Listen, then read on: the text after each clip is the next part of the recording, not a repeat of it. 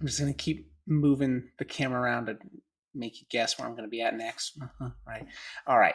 The community library is always usually teachers' favorite thing about any ed tech tool that I give them because it's free stuff. So that's exactly what this is. You probably saw a little bit as I was navigating around. If I come down here into activities, over here to activities, and I click assign activity, it automatically drops me into my library. So notice this is the stuff that I was just making in the previous video, and that's great. But down here, I have this option to browse the community library, or up here, I can click on community.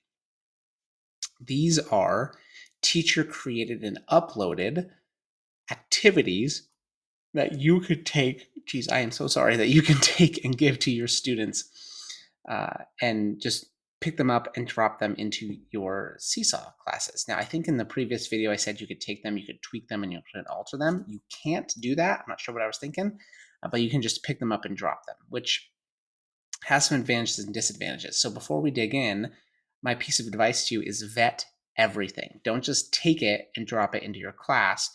Does it meet the standards you're trying to address?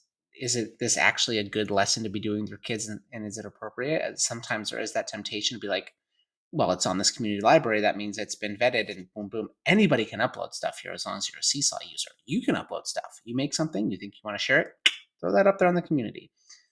So make sure you are looking through and vetting the materials that you're doing, obviously, with your students. So let's say I'm a third grade teacher and I have some stuff that I want to do around computational thinking. I like that a lot. Uh, so if I scroll down here, these hearts are how many people have taken them and used them in their lesson. So notice this isn't the most popular activity, but there are some things on here. There's some artificial intelligence. That's pretty sweet. Notice if I come over here to third grade and I do something like these trending searches, like multiplication, 10,000 people, almost 11,000 people have used this multiplication crossword and put it into their class. So let's say I want to be one of those people. You've got the instructions down here.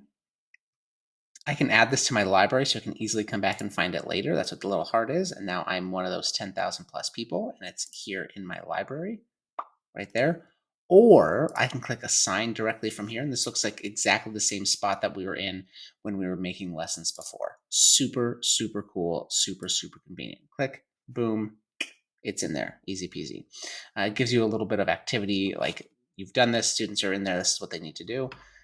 But yeah, just like assigning any other activity. Super convenient and a lot of stuff out there.